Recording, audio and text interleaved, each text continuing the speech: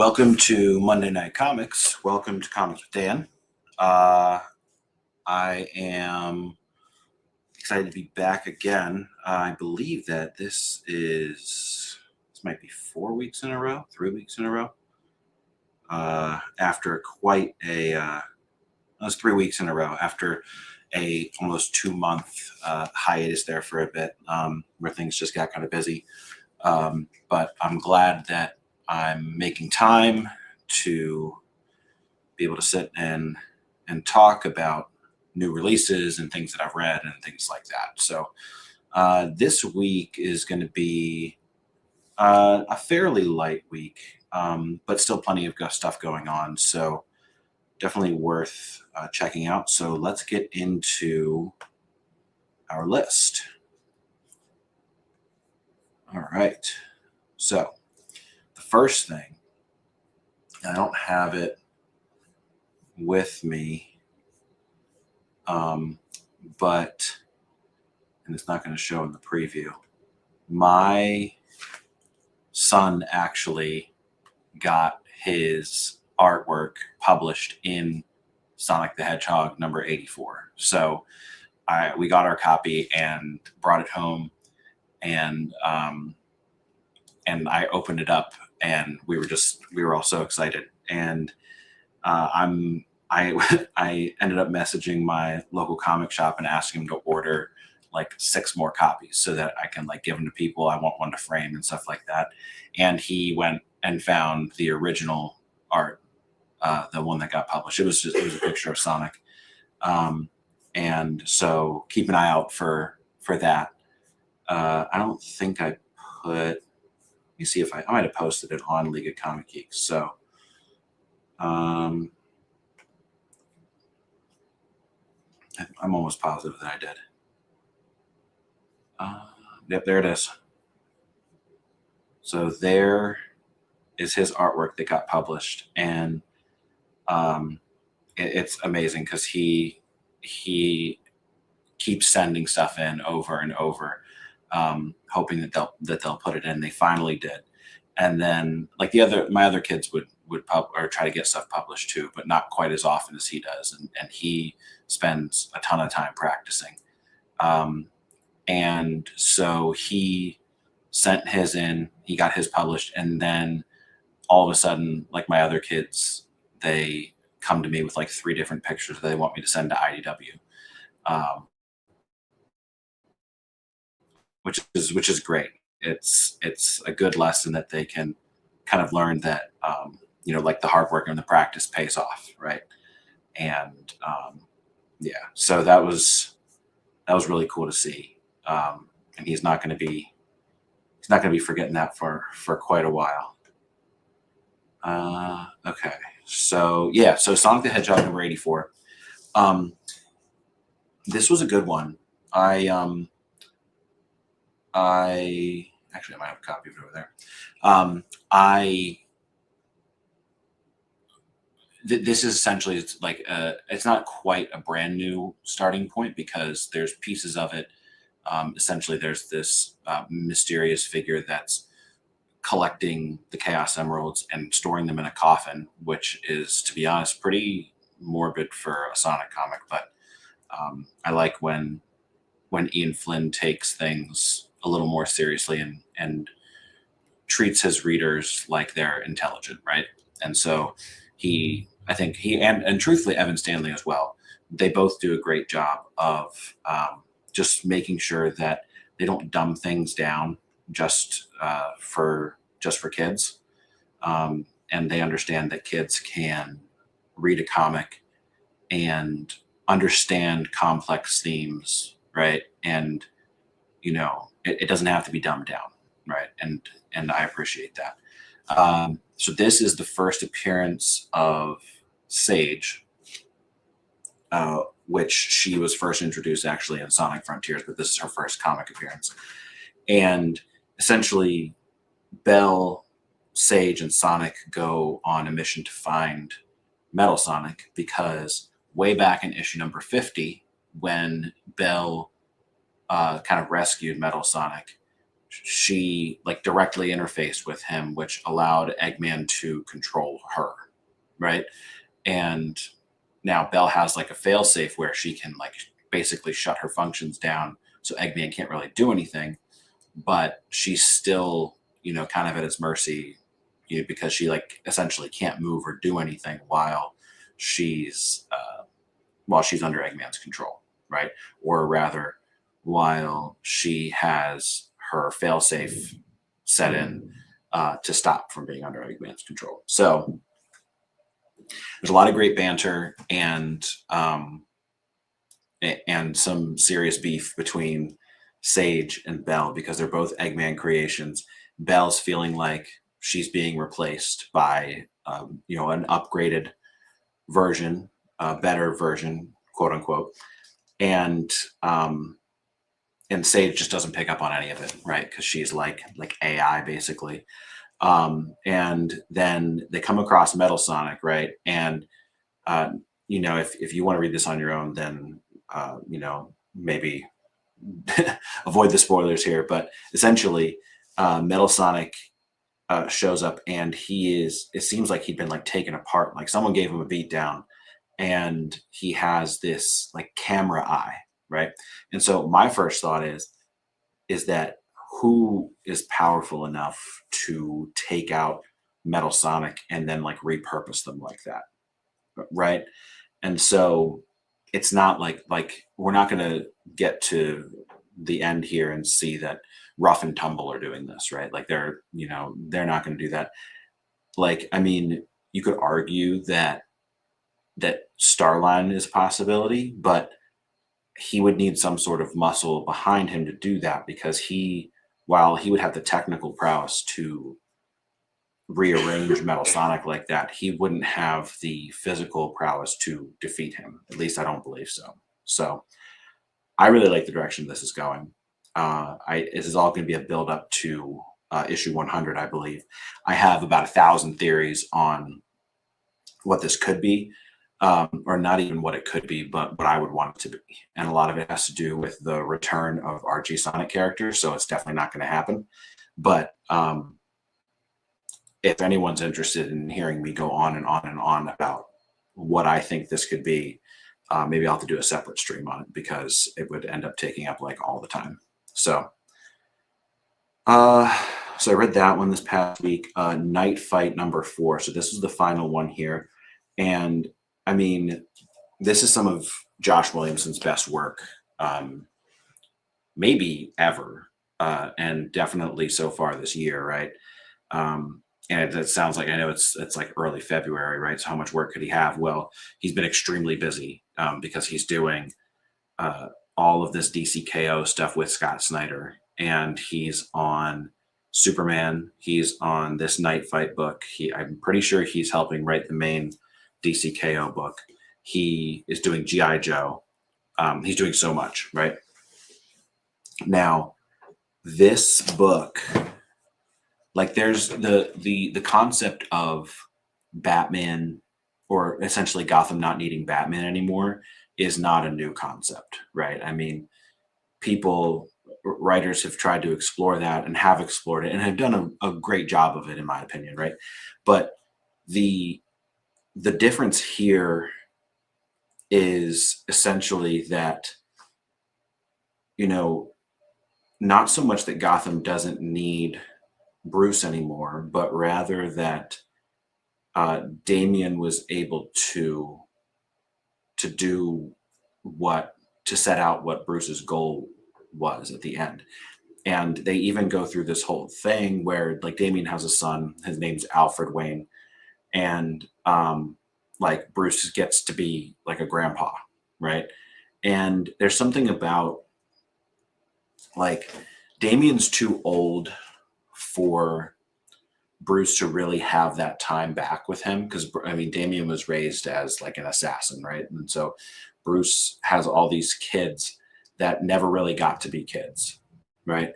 And now we get to see him talk, or we get to see him go through the very special relationship that a grandparent and a grandchild have, that's so different from what a parent and a child have. And it's so much more, I mean, like he gets to spoil him and he gets to, you know, he gets to do all, it's not all the fun things, right? Like it, I mean, essentially though, it's kind of what it is, right? Is that as the grandparent, you don't need to be the disciplinarian. You don't need to worry about like making sure that they're, doing things right. Like you get to relax a little bit, right? Like you did what you needed to do. And then, there's also the satisfaction that Bruce must be feeling that he has this grandson that doesn't need to continue the tradition of becoming Batman, right? Or becoming a Robin or whatever, all that stuff. So, I mean, it's a topic that's been explored before, but I don't feel like it's ever been explored in this way. So, what I would say is if you did not pick up Night Fight, it's really not. I mean, the only like minor spoiler that I will say about this is that I believe at the end of it, what I'm led to believe is that Bruce is now back in the tournament. I don't know if that's the case. It does say to be continued in DC K.O. 4, which is where the tournament will continue. But I'm interested to see if he actually is back in the main tournament, which I think would be pretty interesting because what we have left is Superman, Wonder Woman, Lex Luthor, and Joker. So I think that it would be interesting to have him back. But apart from that key piece, this isn't so much a tie-in that actually impacts the main story as it is a supplement to the story, to the main story, right? Like this is what Batman's doing while everyone else is participating in the tournament. So, really great. And then obviously, like Dan Mora's artwork is incredible, as it always is. That's interesting. Oh, okay, yeah, right. Because it's like each a different thing. So, yeah, okay. No, it was. I mean, one of the best books of the year, I think. And then to follow up, one of the best books of the year is one of the worst books of the year. This was not good. Boss Battle. So the idea here was, as it says, challengers from beyond the DCU, right? And so DC felt that they could slap Homelander, Mortal Kombat, Sub-Zero and Scorpion. Who else? Sabrina Spellman. And then obviously, like some people would be drawn to Red Sonja or Vampirella. But Samantha Strong from Beneath the Trees Where Nobody Sees. They thought they could just kind of slap them all on a cover and say, hey, like you guys will pay money for this crossover.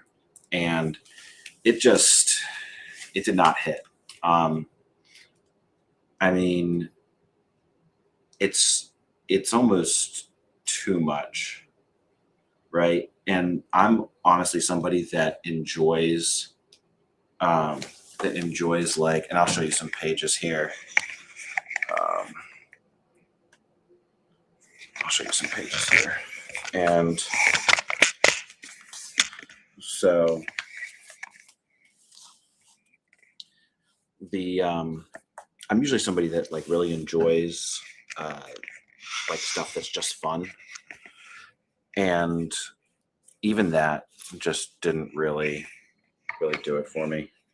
I mean, like some of the art's cool, and like I haven't read Beneath the Trees Where Nobody Sees, but like what I was really excited about was this like Homelander and Superman stuff. Like to me, that seemed like it was going to be like well worth the price of admission.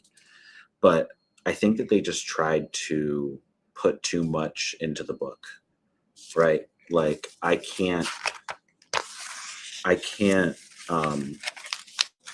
they don't give any of the characters enough screen time to actually do anything, and to show, like, because part of the fun of like crossovers is seeing how these characters like would actually react with each other. I mean, the Joker having a tea party with the doll from The Conjuring is kind of funny, but yeah, I mean, I don't know. It really was just a really big swing and a miss for me. And then like I do kind of like how they put together, how they really like tied in why it mattered in the grand scheme of things in the book, or in the event rather. But apart from that, I mean, essentially what it was is they didn't have enough power, right? Enough Omega energy to fight these Darkseid's champions, right? Which are the absolute versions of Batman, Superman, and Wonder Woman. And then they didn't have enough Omega energy to do that. And so fighting these characters from other dimensions apparently was supposed to give them more Omega energy, right? And so like, okay, that's cool, that's fine. They tied it in nicely.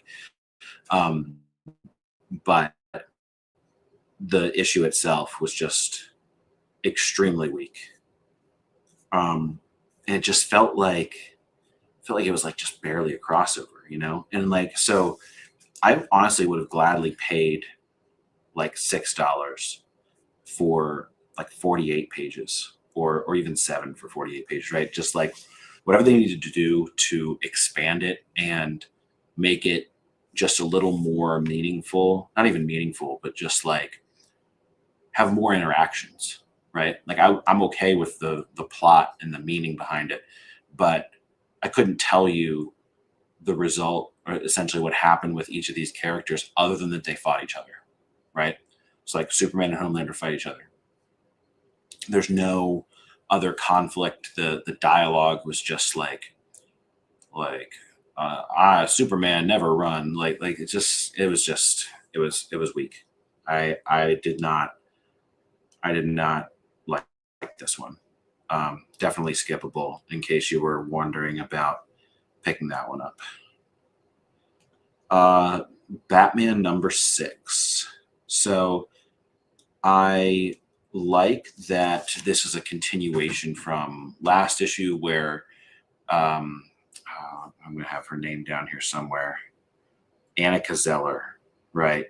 I think she must be a completely new character to, creators Matt Fraction and Jorge Jimenez. So this is essentially Batman's new love interest at the moment, because honestly, I don't know where Selena is right now, but the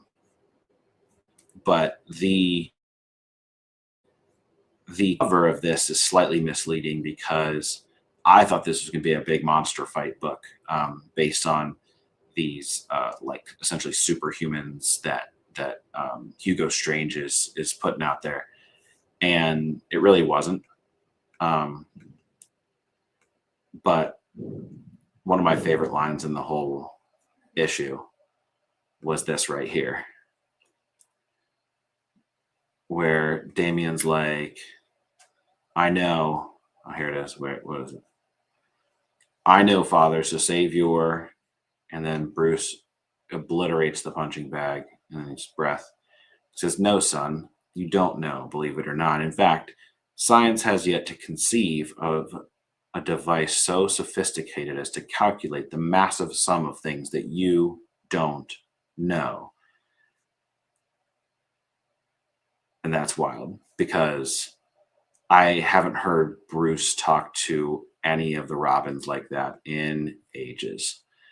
So very interesting. And so I don't know. We get some movement on the Harvey Bullock and Vandal Savage side of things, but not a ton of plot advancement in this. But it was enjoyable overall. and I'm liking the run for the most part so far. But it does kind of make me wonder if part of the reason that I didn't enjoy Chip Zdarsky's run so much was because of the expectations layered on. I had no expectations going into this run, and it's pretty good so far. I think the general consensus is that people are liking it more than Chip Zdarsky's, so maybe I am wrong and I'm not just putting Zdarsky on a pedestal. But either way, I'm enjoying this more than the last run for sure. So probably continue getting this one. I'm pretty consistently. Actually, let me look and see what I've been giving these. If I go to series, yeah. So let's look. Okay, this isn't going to be helpful. I gave this one. I gave issue 1. I think I've been consistently giving these 4 stars. 2, I gave 3.5. 3, I gave 4.5. I'll have to reread that one and see what I felt was so great about that. 4 for issue number 4. 4 for issue number 5. Yes, I mean it's essentially averaging out. I gave 1 a 3.5, 1 a 4.5, and the rest are 4. So it's a pretty good run so far. I think that part of what helps is that it's I think part of what helps is the fact that these issues they're not standalone, but they do stand up on their own pretty well, right? So I'm interested here though. Blood and Money. Oh yeah, and so everyone else calls him Joker, right? So that's what's coming next. That's where the issue ended.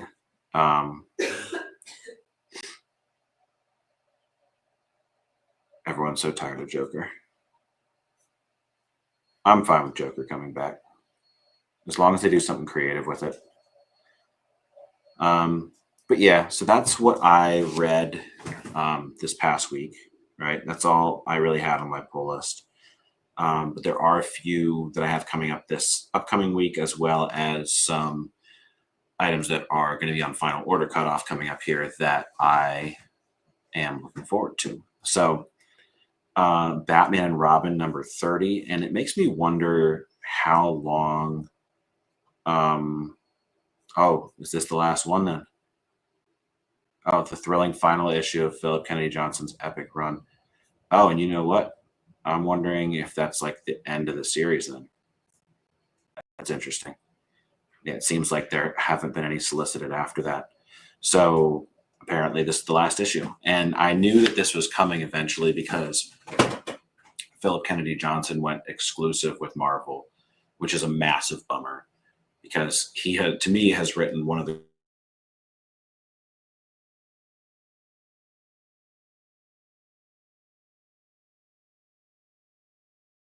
so it's just a bummer that he's not going to be working at DC, and I don't know how long that's going to last, but I'll still read his Hulk, and whatever else they have him cooking up over there. But I really would have liked to see him get into a Scott Snyder, Josh Williamson-esque position where he really has a lot of say on how things work in the grand scheme of things in the DC universe. So we have next week Blood and Thunder number 10. The ending of last month's issue was great, but very abrupt.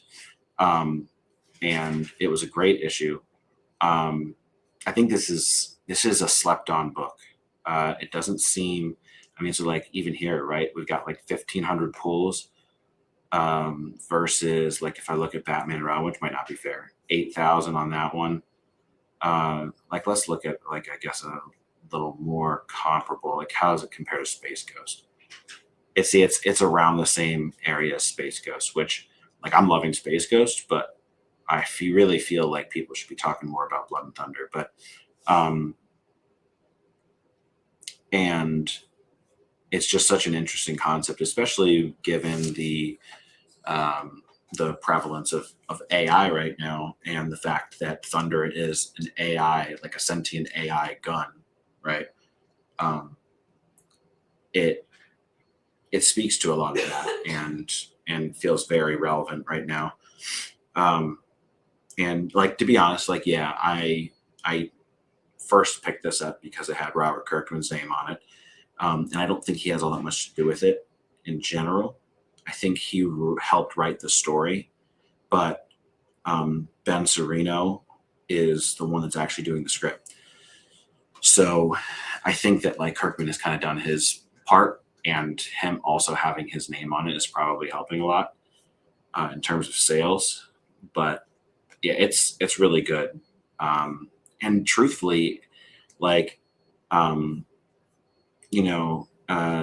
blood or akeldel, oh geez, akeldama, goodness, Bledsoe, um, is one of those characters where like she's rough around the edges, and a lot of times when a character's written that way, it just comes off as like obnoxious or trying too hard, or like, look how edgy and cool I am.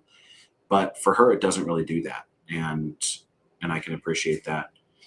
Um, yeah, and she's not a female character where they're like over relying on her looks to sell books, right? And I can appreciate that. Um, so here is the the book that was, on the thumbnail, the big driver here. So DC K.O. #4. So let's look at. So first of all, let's read it's a short solicit, but the final four are put to the absolute test. Three mysterious new Omega charged fighters have entered the tournament: Batman, Superman, Wonder Woman of the Absolute Universe. And this trinity of the Absolute will change the face of the DCU forever, which is one of the most overused sayings in all of solicits. It's all down to how far the final four are willing to go to win the penultimate chapter of DC K.O. Plus, Booster's true allegiance revealed, Darkseid's return foretold, and a bonkers last page that will bring the battle to the next level. Normally I'd be like, okay, like get a grip, but um, but this has been delivering on just about every level. So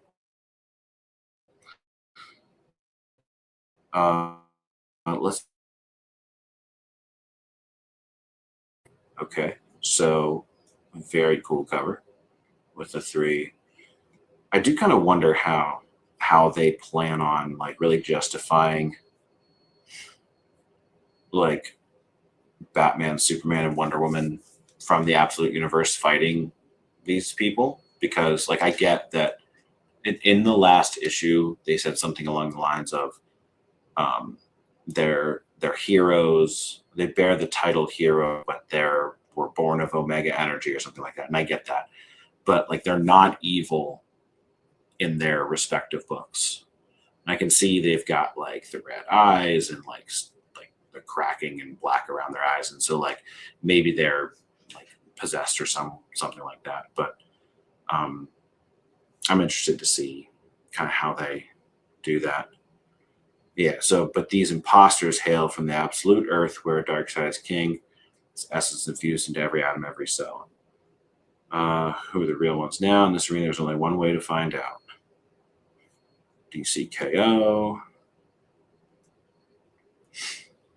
And so they actually start fighting each other. And shoot him, Joker, shoot him.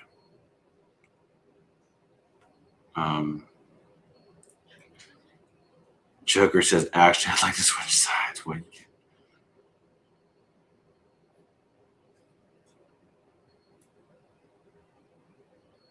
Oh, wow. Holy smokes.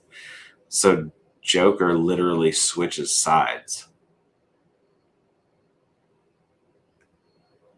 That's insane. You know what though? Like that's exactly what he would do. And like that's so perfect. Oh man. I mean, I think it's going to be great. Look at that. Look at that poll number, 19,991. Yeah, I'm going to be reading that the moment that I pick it up. For sure. All right. What else do we have going on here? We've got ordained number 2. So the gist of this one is that there's this priest that heard the final, what was supposed to be the final confession of like this Irish mob boss, and the mob boss confessed all of this stuff to him, and then the mob boss had like a miraculous turn and now wants to kill the priest because he knows all like where the bodies are buried, literally. And so like that's what the first issue, like the first issue and the solicit for the first issue were kind of the same thing, right? They didn't really leave much out of the solicit. They just kind of set the story up, right? So we're going to finally see where this goes from here.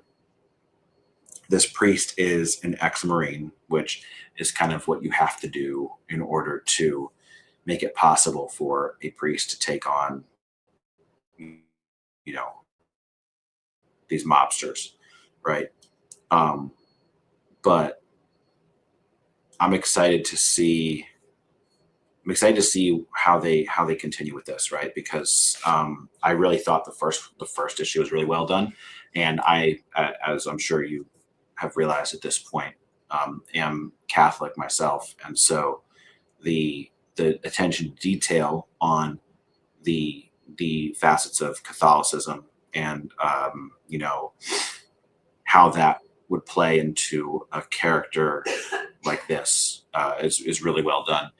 And like to me, like it's so much more, it feels so much more genuine than like when Chip Zdarsky and then Saladin Ahmed made Matt Murdock a priest, right?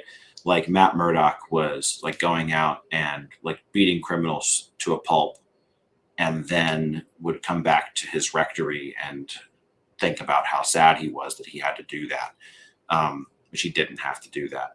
So this feels a little more high stakes because this guy is literally fighting for his life. He's not just feeling a desire or drive to, you know, make these, you know, make the world a better place by fighting crime.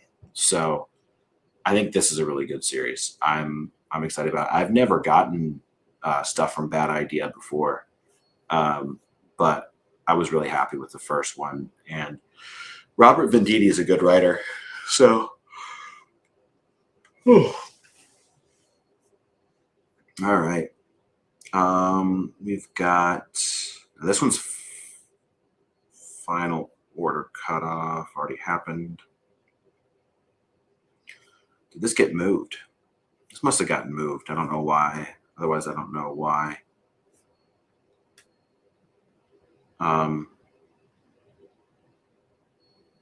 This person says, please put them in the game. I'm back to, okay, they called it. Yeah, so this is a one-shot tie-in comic for the Sonic Racing Cross Worlds game. I'm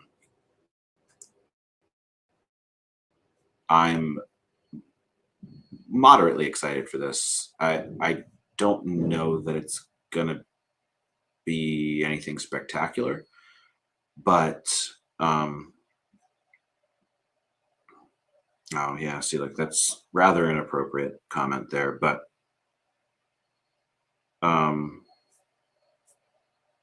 so when I put this on my list, originally it was supposed to come out this week, but apparently got delayed to March 4th. So not super topical or relevant at this point. It doesn't seem like it's got great pull numbers on it. Maybe they're thinking of just dropping it all together at this point. So I don't know. My kids are excited for it. So there's at least that. Here we have coming out this week, Space Ghost number 8. And let me see, is this a continuation of number 7?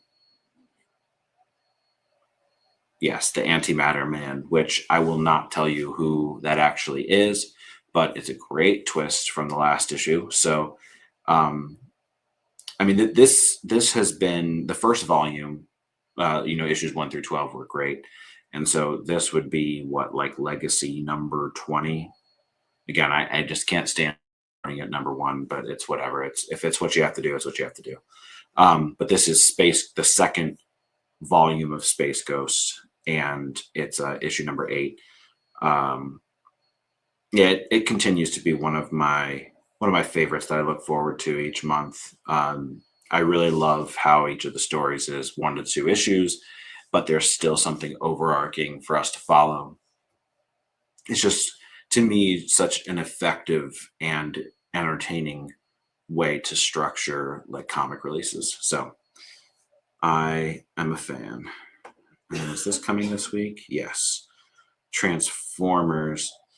And only blank can turn the tide. Okay, so this is highlighting the same problem I've been having with Transformers, is that it's likely going to be somebody or some bot that is supposed to be some big reveal, and for the life of me, I can't keep track of all of these different Transformers. And so I don't know. I mean, it's got a massive number of people pulling it. And I will say that I'm rather excited for G.I. Joe, the G.I. Joe Transformers. I don't know if it's going to be like an official crossover.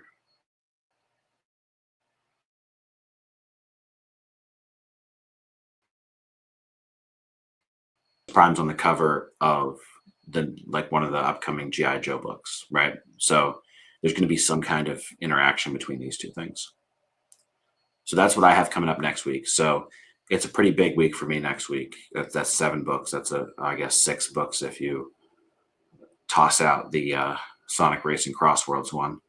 So that's a fairly big week for me, assuming that they all come in. I was surprised that I got Ordained on time, the book Ordained. And then there's always the possibility that Blood and Thunder won't come on time. But the rest should be there. So now let's look at some things that are coming up on final order cutoff. So this Radiant Black number 40 is on final order cutoff tonight. I am not caught up on this at all.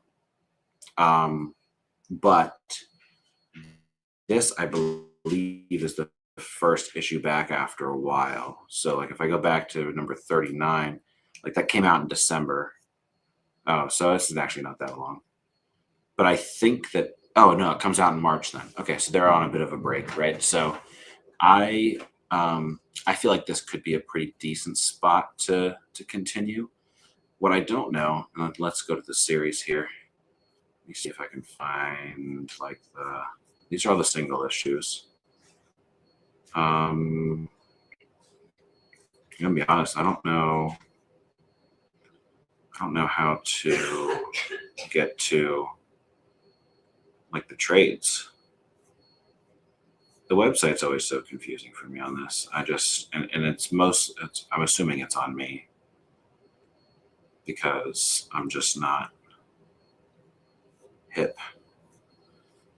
Let's see. Not so secret origin reprinted in Radiant Black Volume 1, which I own and have read. So let's look through it this way. So I have read volumes 1, 2, 3, 4, but not 5. Okay. So I have only read up through issue number 24. Issue number 24. And so I need to go look for volume 5 at my library, because if we're on issue number 40 coming up in March, then I'm just nowhere near caught up enough. I really enjoyed all of them, and you can see I gave pretty glowing ratings to each of those volumes, right? So I have a lot of great things to say about the Massiverse. And I particularly love the book No One, which is just great. But yeah, Radiant Black seems like it might be a good hopping on point. Final order cutoffs tonight, though. Space Ghost. And this one looks great because it is and this is final order cutoff next week, right? So you've got some time. This is gonna be another like blip centric issue, and it says Blip must don the Creature King's telepathic helmet. And I am hyped. Oh yeah, find out the intensely introspective pages of Space Ghost 9 from the telepathically linked creative team of David Pepos and Jonathan Lau. So, yeah, and then these covers are always great. Yeah, this will be another good one. And again, right, it's likely to be, actually, if we go back to it, right, if we go and look at the next issue after this, it's a completely different story, right? But I do think it seems like 10 might be leading into like a big finish with issues 11 and 12, right? So number 9 will be purely standalone, I would say. And it'll be a good one to pick up too, because the last blip-centric issue was a really great one. So definitely, if you've been thinking about Space Ghost, look into that. Now, this is interesting because of whatever happened to this first issue, right? And if you look at the values here, so like let's look at the recent sales. Like, this is insane. One of these issues just sold for $87, $79. So it's called Dork because he's half dwarf, half orc. And like, just look at these. I'm kind of hoping that my local shop has has a copy of this, because I might just buy it and kind of flip it, which, don't hate the player, hate the game. I don't know. Looks interesting. I can't tell if it's just the art style. So maybe I'll check it out and give it a read. Got a lost connection for a second here. All right, we're back. I'm going to be talking about this every single time it's on final order cutoff, every single time I read it, every single time it's coming up, all of it. Because the Muppets Noir, it just sounds like I didn't even know that I wanted this. And somehow they got into my brain and said, how can we make the perfect comic that Dan would love? And I don't know who Roger Langridge is, but look at that. He did the Muppet Show comic book. I didn't even know about this. All right, well, that's something new to track down. Wait, what? It says 2 collected, 2 read. No, I didn't. I've never read any of these. I don't own any of these. I've never collected any of these, so I don't know where that's coming from.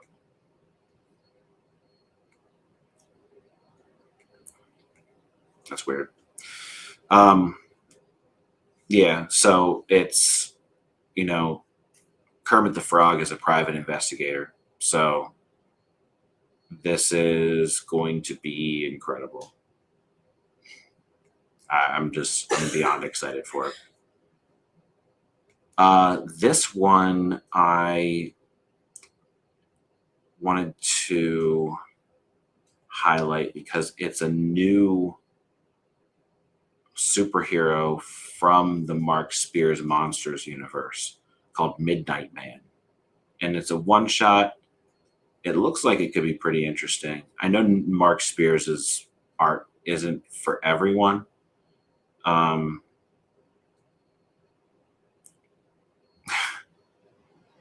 Somebody has something negative to say about Mark Spears. Okay. I think this could be interesting. I think it's worth just kind of peeking at. But just thought I'd highlight that one. And then I think finally we have, and I'm behind on Dick Tracy too, but they have a St. Patrick's Day special where the final order cutoff of that is this upcoming week. I would imagine, I don't know, I know they did a Valentine's Day special last year, so I don't think they'll do another one this year. But it's cool that they're doing a St. Patrick's Day special. The Valentine's special was good. I believe they did a Halloween special, and I like that. Pretty much everything that Mad Cave is doing with this Dick Tracy, license is incredible, right? I mean, and it's like Mike Marecki and Alex Segura are both involved. Geraldo Borges, is he doing the main art here? He just did the cover, but Mark Engler's doing the colors. So that's good. Pat Brousseau on letters, so he's pretty solid. Yeah, I mean, Geraldo Borges is great. I mean, I'm loving his work in the main book. I hope that thing runs for 100 issues. I love that series. It's one of the best ongoings out there right now. But yeah, so that is the end of my list here. The one other thing that I want to highlight is my website. So I have in the past, you can access my videos on my website here where, most people are just subscribed to the YouTube. And if you're not subscribe, please. But I have been posting a daily, column type post for the last week or so. Just various kind of random topics, right? So like New Comic Book Day, Secret Identities, video games, in comics, DC K.O.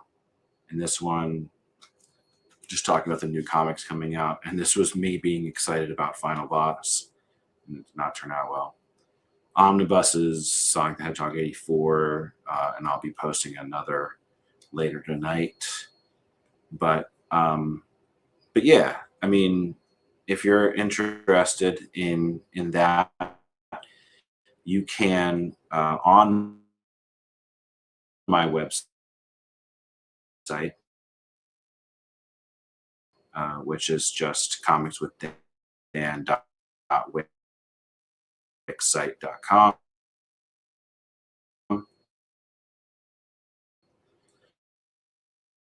And like an email list, because I don't really have anybody signed up for an email list. But if I get enough people interested, then I can start kind of just sending those right to your inbox, so you don't have to hunt around for them or anything like that.